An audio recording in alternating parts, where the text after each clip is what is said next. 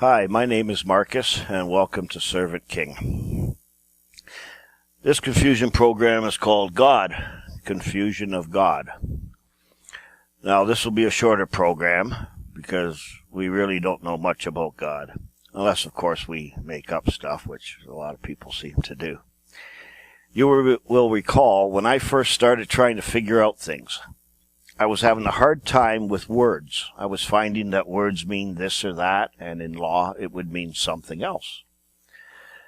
I also kept seeing the word God being used in all these legal and constitutional documents and politicians talking about God in their speeches.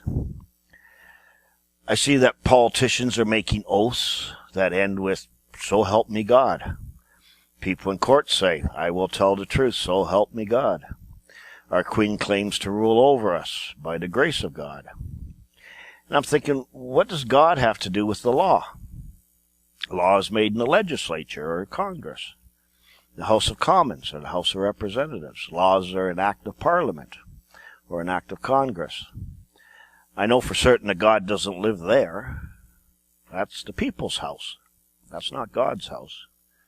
Everybody knows God lives in church. I was born into a Roman Catholic family, and I know exactly where he lives. He lives in the tabernacle. Yeah, tabernacle. The priest told me he lives in there. He showed it to me. It's about this big. There's a door on the front. There's a key. And I never got the key, so I never got to open it, so I don't know what God looks like, but he's in there. So he can't be very big. As I was having a look at the law, here are the places I found God in the law. Yes, I found God. Now, because of what I know today, I can't help but make some comments. I know I said I would give no opinions or what I believe to be true or anything like that, but when you see blatant hypocrisies, I have to make a comment here and there on it, so I hope you will indulge me in that. The Canadian Charter of Rights and Freedoms, 1982, is part of the Constitution. It says, the very first sentence says, whereas Canada is founded upon principles that recognize the supremacy of God and the rule of law. So, God is the highest in Canada. Nothing higher, supreme, most high. The Canadian Bill of Rights, written in 1960, the Parliament of Canada, affirming that the Canadian nation is founded upon principles that acknowledge the supremacy of God and the dignity and worth of the human person and the position of family in the society of free men and free institutions. Affirming also that men and institutions remain free only when freedom is founded upon respect for moral and spiritual values and the rule of law. Well, strange, don't you think? Because I read on the Justice Canada website that courts don't deal with moral laws or morality. Then, on all Canadian money coins is engraved Dei Gratia Regina, which is Latin for by the grace of God, Queen. So our Queen is Queen by the grace of God. This woman becomes a queen by the grace of God. I heard people in court say, "So help me God," or "So help you God." That's the formula at the end of a common oath as administered to a witness who testifies in chief. So God helps the chief, I guess. The divine right of kings, or divine right theory of kingship, is a political and religious doctrine of royal and political legitimacy. It asserts that a monarch is subject to no earthly authority, deriving his rule or his right to rule directly from the will of God. Now, I don't know why atheists obey the Queen of Canada when she's God's representative here on earth. Don't believe in God? Well, then don't obey the Queen. Just hypocrisy, I guess, or they're just confused. I don't know which. In the U.S., I came across a phrase that said, "One nation under God, with liberty and justice for all." That's right after they pledged allegiance to the flag. They didn't pledge allegiance to God. But they said we're under God. I also heard one night on CNN something about somebody or someplace obeying the law of God, and she said, there's a lady anchor on CNN, she says, "We don't want to descend into a theocracy. This means we don't want to go down to where God is, or even get underneath him. descend to a theocracy. I thought, that's strange. In the U.S., I saw "In God We Trust" on paper money and engraved on numerous government buildings, on the wall in many courtrooms. "In God We Trust." Strange to put "In God We Trust" on money when God says the love of money is the root of all evil. And if in God we trust, that would make us a trustee of God. Of God. When was the last time the IRS agent said, "God sent me and I'm here to examine or audit the trust"? So it can't be that God. I heard a song sung, says, "God Bless America," sung by Americans. Even the lawmakers sing that song. There's a line in there that says, "Stand beside me to guide me." Well, that's not under God. That's your buddy standing beside you. So I guess you're even with God. I heard an army motto that said, "God, country, duty." God, country, duty. I saw in the U.S. Declaration of Independence that man was created by a creator. And it said, "We hold these truths to be self-evident." That means nobody needs to explain this to you. It's self-evident. That all men are created equal. That they are endowed by the Creator with certain inalienable rights, and among these are the life, liberty, and pursuit of happiness. What happened to property? We'll take your property, now you can be happy. Pursue your happiness after we take your property. Pursuit of happiness. First time I heard that, I thought, that's stupid. Why don't you just say we have the right to life, liberty, and the right to a haircut, or the right to a funeral? I mean, pursuit of happiness? What does that mean? And that statement can't be exactly right either, because the government-approved education curriculum does not teach these self-evident truths. Yet the Constitution says they're self-evident. It should say that all men evolved equally and are endowed as the most evolved animal with certain unalienable rights. That would be correct, according to the education program. I just wanted to correct that. By Article 1 of the amendments to the Constitution of the United States, it is provided that Congress shall make no law respecting an establishment of religion or prohibiting the free exercise thereof. In the United States, therefore, everyone is allowed to worship God according to the dictates of his own conscience. So let's see what religion means. It means to rebind. It comes from the Latin ligio, which means to bind, a ligament. Means again or anew. So to rebind to something.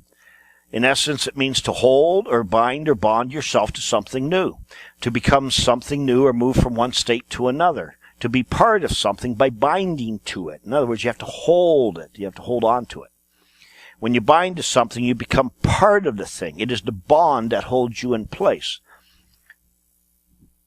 So, religion, as defined by Webster, 19th, is strictness of fidelity in conforming to any practice as if it were an enjoined rule of conduct. Well, see, that could be anything. Anything could be your religion.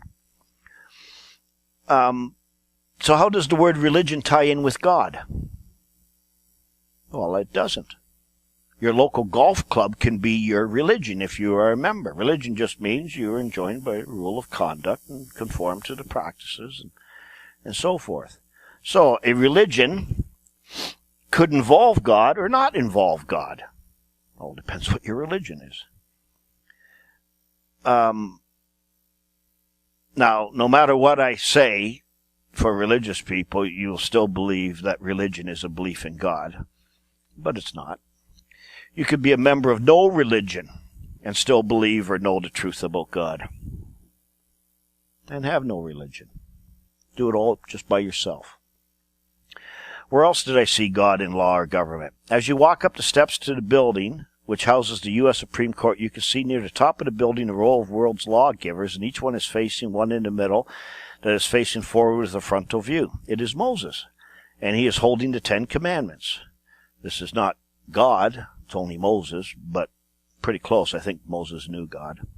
As you sit in the courtroom, so that's the U.S. Supreme Court, and you sit in the courtroom, there's the Ten Commandments, a display of the Ten Commandments. They're written by God, for what I understand. Every session of Congress begins with a prayer to God.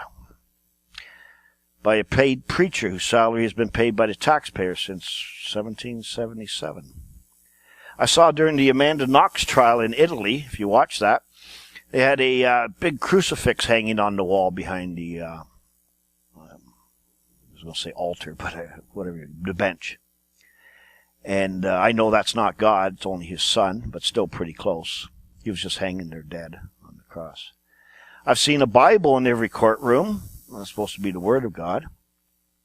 Every session of the Supreme Court begins with these words, God save the United States and this honorable court. So this concept of God is found on money, on buildings, on constitutional documents, etc. With all these references to God, it would appear that God has something to do with the law or justice or something to do with courts or the government. But I cannot find a connection between religion and God. Not based on what religion is and not based on what law is. But then you hear about the separation of church and state. People think that means separation of religion and state. But it doesn't say that. It can't be the separation of religion and state because the state decides what your religious freedoms are. And they're not absolute. So they couldn't be from God because God is the highest and it's absolute. And because the Supreme Court said that the official religion of the U.S. and Canada is secular humanism. It means worldly humans. If the USA or Canada got rid of their religion, what would they practice in court? Because this is the religion. Remember what religion is? Strict conformity to the rules of conduct, which is law. This is what they practice in court. So what does the law say about God or define God as? From various law books, I got this. God, from the Saxon God, the source of all good, the supreme being. Every man is presumed to believe in God. He who opposes a witness on the grounds of his unbelief is bound to prove it. So the law says you do not have to prove God exists, but he who opposes the existence must prove it. This is the law. So don't confuse law with other things, religion and what you would call science and or whatever. This is the law. Okay? Blasphemy against the Almighty by denying his being or providence was an offense punishable at common law by fine and imprisonment or other infamous corporal punishment. Now, the common law is an unwritten law, so that law is still in force and effect now. It's common law. God, according to the best efforts of linguists and researchers, the root of the present word God is the Sanskrit word hu, which means to call upon, invoke, implore. Sort of like when you say, oh my God, you're invoking God. So God is the invoked one, cite as an authority or resort to. God, the supernatural being, these are definitions I found, good ones. The supernatural being conceived as the perfect and omnipotent and omniscient originator and ruler of the universe, the object of worship. Worship means to obey, to show great reverence for, love. So God, the supreme being, the eternal and infinite spirit, the creator and the sovereign of the universe. God is a spirit, and they that worship him must worship him in spirit and in truth. So the book of John. God, any supernatural being worshipped as controlling some part of the world or some aspect of life, or who is the personification of a force. Don't know if I agree with all that, but there it is. So based on all the above, I'm getting a clearer concept of God. What is God? Well, it's a supreme being. That's it. That's it, God. Nothing higher. Supreme being. But to be a God, you must be a creator, a lawmaker, a judge, a sovereign. So in other words, a God must create something, make some rules for the things he created, and use those rules to govern the things he created. That is basically what God is. So if you're ever interviewing for a God, so that you can make God be who you want God to be, make sure he has on his resume these things, and maybe even have him create something while he's at the interview. So with all this in mind now, what can we say God is? We use many words for supreme beings. It all depends on what we are referring to as its supreme being. A supreme being can be a master, a king, a chief, president, emperor, monarch, father, chairman, mayor, premier, judge, creator, lord, maker, head, crown, God. They're all supreme beings of something. We call the mayor of a city your worship. Nobody higher in the city, supreme being.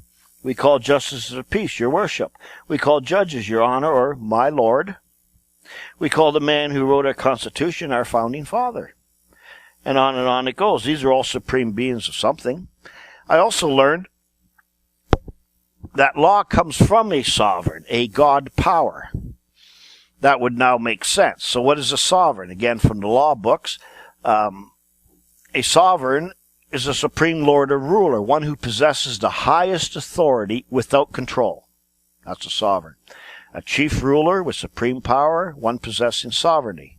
In the United States, the sovereignty resides in the body of the people. In Canada, sovereignty resides in the Queen. Sources of the law.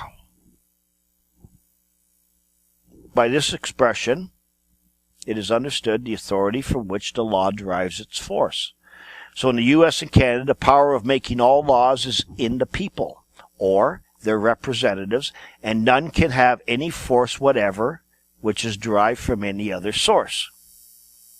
So there's no other source of law in those countries, or any country, I guess. So God's not in the country. He's either above it, below it, but he's not in it. He's been replaced, that's for certain.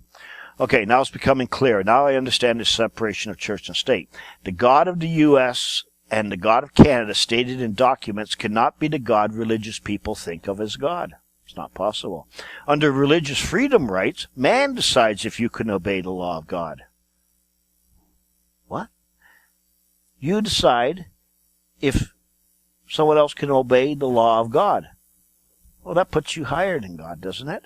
So, wow, that doesn't only make you a God, but it puts you higher than God. What a revelation. So what's my conclusion? Well, it's the only simple conclusion. So in our legal system, God can only be man himself acting as God. There is nobody here on earth but us people. That's it. Now, let's see if anybody agrees with me that studies law, who studies God and law. Well, I found someone. The Godless Constitution was written by two professors of government and history at Cornell University. Isaac Kramnik and R. Lawrence Moore have spent their careers studying religion and American life. Some quotes from their book. They didn't just spend a semester on this to get their doctorate degrees. No, they spent their whole careers on this. So these guys obviously know something. It says the preamble of the Constitution. See if I can go here. The preamble of the Constitution invokes the people of the United States. It does not invoke any sort of God. The Constitution forbids any religious test to hold office. A godless person is just as eligible as a godly one.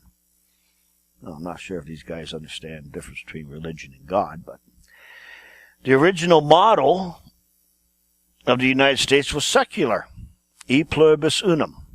It's on all your American coins. If you look at any American coins, it's E pluribus unum on all of them, which means one from many, or one from many parts, or out of many, we are one.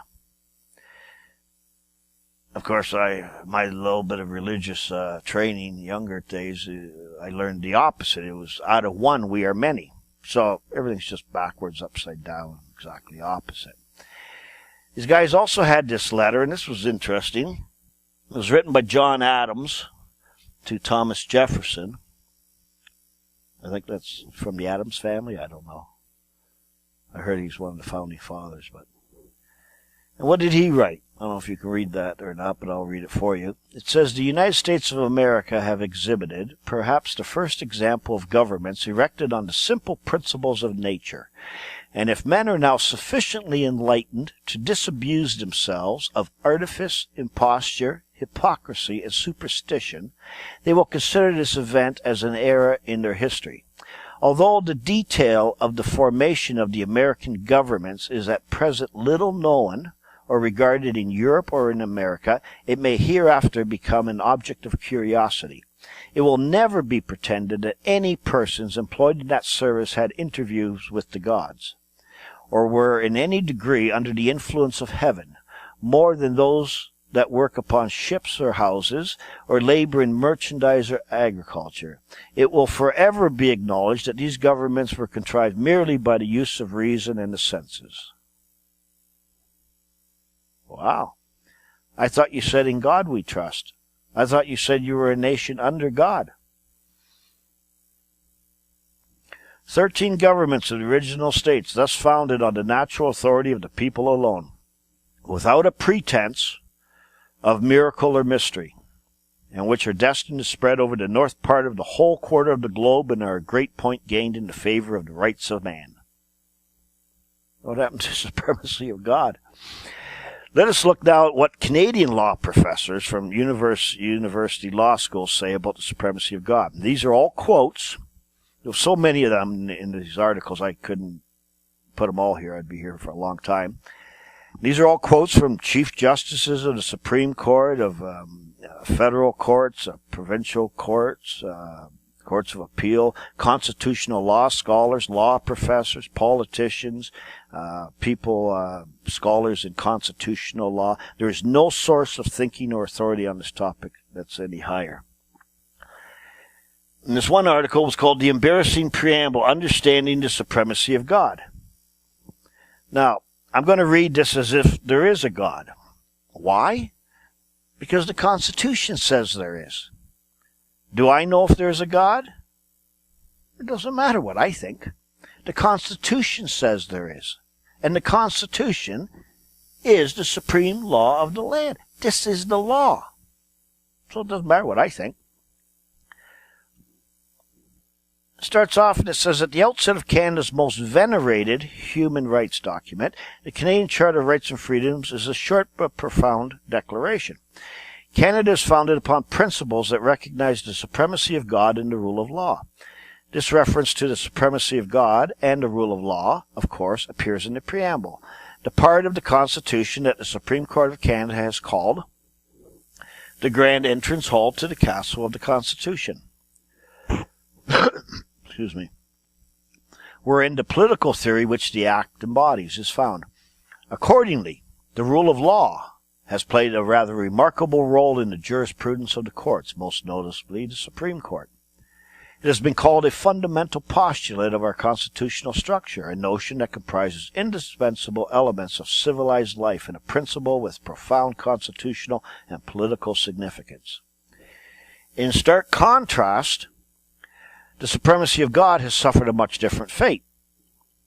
As recently noted by Professor Lawrence Sawson, the reference to the supremacy of God in the preamble, hereinafter referred to as the Supremacy of God Clause, has been almost entirely ignored by the Supreme Court of Canada. Further, the few times it has received attention from the courts and academics, it has been consistently marginalized. For Professor Peter Hogg, he's a constitutional law expert, the Supremacy of God Clause provides little assistance in understanding the Constitution. For Professor Dale Gibson, its value is to be seriously doubted. And to others, it is a contradiction, a dead letter stemming from inglorious origins. And to Justice Bertha Wilson, the clause is possibly in conflict with values of a free and democratic society. So, saying that God is supreme is embarrassing, marginalized, should be ignored, is in conflict with the rule of law. Peter W. Hogg said, it's difficult to see what aid can be derived from it. No aid to us. David M. Brown says God and democracy stand opposed to each other. He's saying God opposes democracy. Democracy opposes God. They're opposites. It goes on to say, because they were embarrassed about the implications of its proper interpretation, talking about the Supremacy of God Clause. If somebody actually took the proper interpretation of this, the implications would be embarrassing. It goes on. An embarrassment to be ignored. Ought to be removed. The Supremacy of God clause has received a silent treatment both from academics and the courts, in particular the Supreme Court of Canada. The Supremacy of God clause has been moved to the sidelines of constitutional adjudication, especially holding that it was of no legal import as either an independent source of law or an interpretive aid. No use. Not even as a guidance thing. Law of God, forget it. Nothing to do with anything. This goes on to say that it conflicted with the values of a free and democratic society. We can't do what we want and be free if we have to obey someone's law. We want to do our own law. It goes on to say Peter Hogg and Dale Gibson, who already noted, have questioned the value of the Supremacy of God clause, and you have a recipe for irrelevance. So this clause, very first clause in the constitutional part, is irrelevant. Why put it there? Doesn't make any sense, does it? I ask rhetorically this question. If the preamble creates, because of the words the rule of law, a constitutional foundation for striking down a statute, do the words supremacy of God, which precede these words, also create such a foundation? And how are we to define and apply it? That the supremacy of God could never strike down legislation.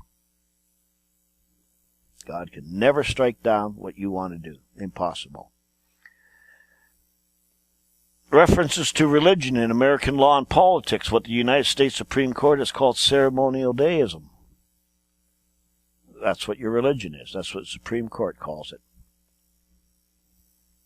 Justice Sandra Day O'Connor found that the reference to God in the Pledge of Allegiance did not violate the Establishment Clause of the U.S. Constitution, which prevents the state from advocating or establishing a religion, because the reference constituted a form of ceremonial deism that had over time lost all religious significance. Many commentators believe that such judicial treatment has rendered references to God in law and politics meaningless and irrelevant. She's telling you that your religion means nothing. How do you evangelical Christians feel about that? Nothing to do with the law. It's not only meaningless. Meaningless means nothing. If it meant nothing, that would be something. But it means less than nothing. Meaningless. Furthermore, at the level of Canada's highest court, when the Supremacy of God clause is not being denigrated, God in this context is simply out of place. These are all quotes from courts and other things. I told you God doesn't live in Canada. Thus, in the courts, scholarly halls, and the news media, the prevailing opinion is that the Supremacy of God clause is of trifling importance. God couldn't even make it into a trivial pursuit. The court invoked the foundational constitutional principle of the rule of law to prevent the chaos that would result if all the laws were immediately ruled invalid. If the preamble to Canada's constitutional text has such a remarkable significance when the rule of law is at issue, at least some significance cannot, without further justification, be denied when the supremacy of God is being construed. Justice Addy stated that the common law has always recognized the supremacy of God. What exactly did Justice Addy mean by this? To what history was he referring? Surely there is some story underlying the Supremacy of God clause that remains untold. That's right. I think I might tell it. Chief Justice Lamer wrote, in other words, the constitutional preamble, including the reference to the supremacy of God, is not a source of positive law. Rather, it elucidates other sources of constitutional provisions and rights. What could these other sources of constitutional law be? This is the scholars writing this. The most important rights held by individuals are not derived from Parliament or any other lawmaking branch of the state, but rather from higher or supreme sources. This terrible story tells us that there must be some higher law, some set of rights that no government, no human authority can take away. So, if there is a higher law, it's a terrible story. that a proper understanding of the supremacy of God clause is no more denominational or even religious than modern human rights doctrine. There, now you got Canada's Supreme Court saying the same. What they're telling you is that your religion has nothing to do with God. Why? Because your religion is a person. Your religion is a creature of the state. It's not a creation of God. You believe it is, but not as a matter of law. Only a matter of belief. Nothing to do with the law. Sorry. Now, here in Canada, when these clauses were put in there, it says, given this assumption about Trudeau's politics, that was the Prime Minister of Canada, Egerton resolved the puzzle by concluding that the inclusion of the supremacy of God clause was not principled, but rather a political calculation by Trudeau to garner support for the Charter. The House of Commons, on February 17, 1981, on his amendment to add a reference to supremacy of God in the Charter, Epps stated, this was a guy named Jake Epps, a member of Parliament, what does the Charter do? Where does it start from? This Charter starts from the premise that the government will grant us rights. This is where the Charter starts, and this is where the Charter is wrong. My rights, our rights in this House, the rights of Canadians, are not granted by any government.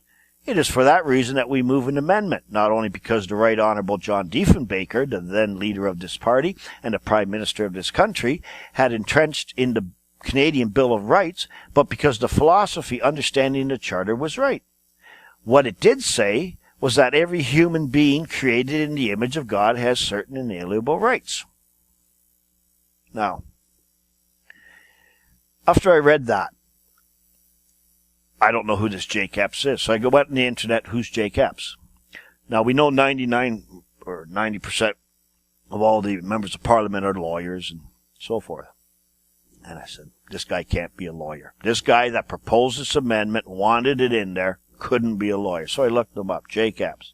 He's not a lawyer. He was born into a Mennonite family, and he was a high school teacher. And then he went into politics. No lawyer would ever want to put that in. They're trying to get rid of it now. It ought to be removed. We're embarrassed. Now, here's a couple statements just on law in general. This was written by Cicero in the Republica. There will be but one law, eternal and unchangeable, binding at all times upon all peoples. And there will be, as it were, one common master and ruler of men, namely God, who is the author of this law, its interpreter, and its sponsor. If the rights in the Charter purport to represent, in general, universal and inalienable rights derived from greater sources beyond the state, then the state cannot completely abrogate or take away those rights, no matter how pressing or substantial the state objective is. Put most simply, the state did not bestow it, so it can never take it away. So to sum this up, based on the highest authorities, God as supreme in our countries is embarrassing, has inglorious origins. God in our Constitution is a contradiction. God is the Most High is in conflict with our values of a free and democratic society. God's the top. We couldn't be doing everything we want to do, huh? Our democracy and God stand opposed to each other. The implications of God and its proper interpretation would be embarrassing. God is an embarrassment to be ignored.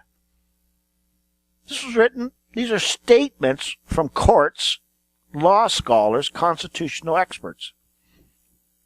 God ought to be removed. God as supreme has received a silent treatment from both academics and courts. We should regulate supremacy of God clause to the sideline. God is of no legal import, either an independent source of law or even an interpretive aid. God could never strike down our legislation. References to God in law and politics are meaningless, irrelevant. God's being denigrated by the highest court. God is of trifling importance. Wow. Why is it in the Constitution then? To satisfy this one member of Parliament? No, it's always been in there. Not only in it, but the first sentence. Why is God in pretty well the Constitution of all countries? If it's not in the written Constitution, it's in the verbal Constitution. It's very clear God is irrelevant. No need for it, or is there? No. I'm just a simple man. But I can tell you that if the preamble said, Canada was founded upon the principle that recognizes the supremacy of man as a supreme being and the rule of law, there would be no embarrassment, no conflicts, no one would oppose it, wouldn't be marginalized, wouldn't be ignored, wouldn't be irrelevant, and wouldn't be getting these comments from law experts or courts anymore. The statement would make perfect sense in its meaning and application or use by the courts. Ask any lawyer if any court will take judicial notice of the laws of God, like thou shalt not kill or thou shalt not steal. The answer will be no. Next time you claim some freedom of religion or free religious exercise, remember it's only to practice some ceremonial deism based on your religion, not law. A court cannot rule on any law of God, only the law within its jurisdiction. It has nothing to do with God. I think by the time you go through all these Unraveled programs, my Unraveled programs, all religious people are going to be a little upset, maybe angry, but you should feel deceived, tricked, and fooled. But don't get mad at your pastors, priests, and ministers. They don't know this either. I don't think they do. They're the same as you. We have to go to something much higher than this to find out who's behind all this. Now, if you think these contradictions cannot be explained just here in Canada, I only use Canada as an example. This deliberate deception is worldwide and has a very good reason. You guessed it. To pull off the greatest swindle ever. You own nothing. Its whole purpose is to steal. Stealing. That's all it's about. Not about money. It's about stealing property. And some of you will still not believe it, but who cares what you believe? Only the ones who care what you believe are those that want to deceive you and take advantage of you. And you are letting it happen. I am now at the point in my quest where I'm starting to believe what the experts in law are saying, that the Word of God is the highest and final authority on law. But courts can only deal in the law of Canada, not the law of God. But why then is there a Bible in every courtroom? Nobody uses that law. Nobody opens it up to quote it as an authority.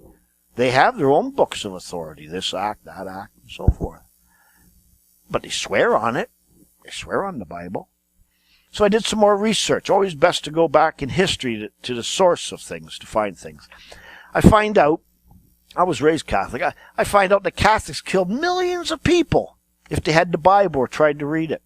Yeah, millions, called the Inquisition. Not only kill them, but kill them in the cruelest way possible. Why would anyone kill someone over a book?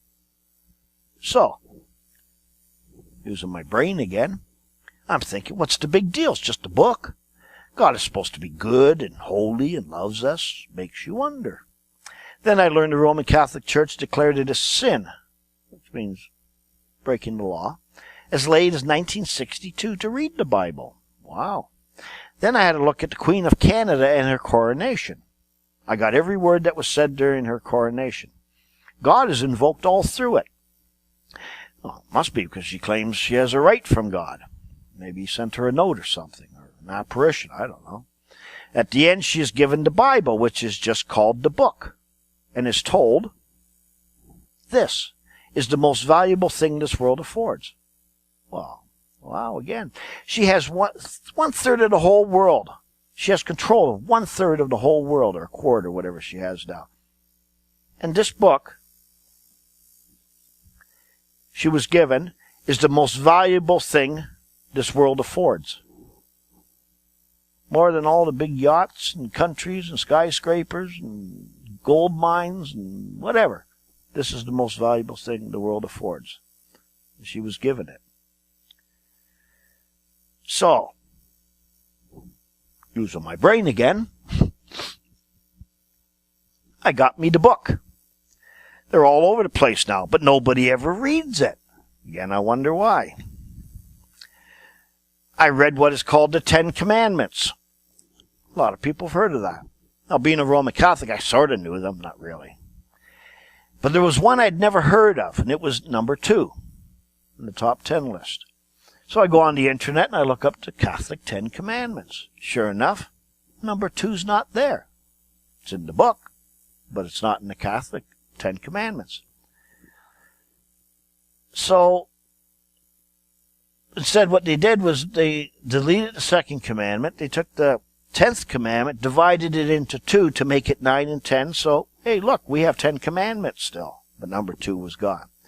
So, using my brain again, could this be a typing error? Or why was it deleted? I mean, 1/3 of the world is Catholic or something. So putting this all together, I have millions of people being killed in the worst way possible, being told for centuries it's a sin to read it. It is the most valuable thing that the Queen has. And the second commandment is deleted on purpose. So, this second commandment must be really important. Maybe I should find out what it's all about. Remember, I'm on a quest. I'm not sure where I'm headed. All I do is I take what is true and put it in one column, and what is believed or opinion and put it in another column. I stop listening to everyone and start thinking for myself.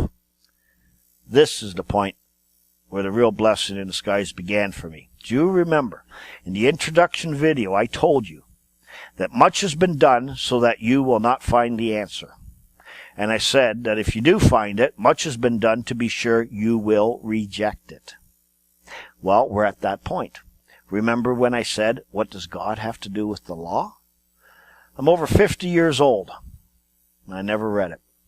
I only knew one guy who'd read it, and he was a peculiar man. So first, someone wanted to be sure you do not know what is in this book. They used to kill you for that. Then it's translated into Latin, and the priests will tell you what is in it. Then the book finally gets printed and distributed. Something has happened that ensures nobody even wants to read it. And then something happened that even if you do read it, you won't understand it. Evidenced by 500 different religions read the same story, the same book. It's like I write a story and I read it to 450 people. And then I say to them, okay, would you please tell me about the story, what I just told you? And they all tell me something different. What's going on there? Something strange is going on there. So using my brain again, I read the book on law. It's just called the book on law. As I'm reading through the book, I start seeing things that are completely contrary to what I believed was in there from my limited religious experience. I mean, I didn't know hardly anything that was in there. Then I started finding things that are contrary to our laws and legal system. Ooh. So I read the whole book, start to finish, twice. And many of the things I thought was stupid or wrong in our legal system, the book on law agreed with me. I actually got some confirmation from a guy who claims to know everything. Wow, I finally find someone who agrees with me. But most importantly, he confirmed for me the truth of what I was finding and thinking. It turns out I'm not nuts after all. As I started carefully studying the law, I realized that our whole system of jurisprudence is a complete counterfeit from top to bottom. It also took me some time to understand the effects of this, and believe me, they're not good. This whole thing about, oh, you're supposed to obey the law of the country or the state, and unless it conflicts with the law of God, and then and that's what the court's bullshit. It's a lie. That's what our law says. It's not what his law says. So, when you stop believing everything you think you know, look at all the evidence and proof hiding around you, your education will begin. Is it possible that the book is the real Constitution, and any law that is unconstitutional has no force or effect? Just something to think about. Go back and learn what religion is. Even the Supreme Court declared that God cannot have anything to do with religion. Your religion is a creature of the state, a person. Otherwise, your right to freedom of religion or free religious exercise would trump the rule of law. Wake up. You've been deceived. Then I thought to myself, it's just a book. Then I thought to myself, what has been done to me subliminally that I would never read it? And nobody does. The same one you're probably having, the same reaction. Today, if you quote God as an authority on anything, it is contrary to public policy, right? Because it stands opposed to a free and democratic society. It is called hate speech. Many people claim to quote something about God, and the reporters or whatever attack them. Why don't I just turn and say, it's not my opinion. Take it up with God. It has nothing to do with me. Then, when I actually found out that it is this book that is used to swindle us, wow, what a discovery. If you think the swindler is a genius, he is not.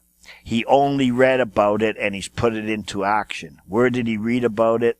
In the written Constitution, the book. The swindler, the fraudster, the deceiver uses this authority to swindle you because there is none higher.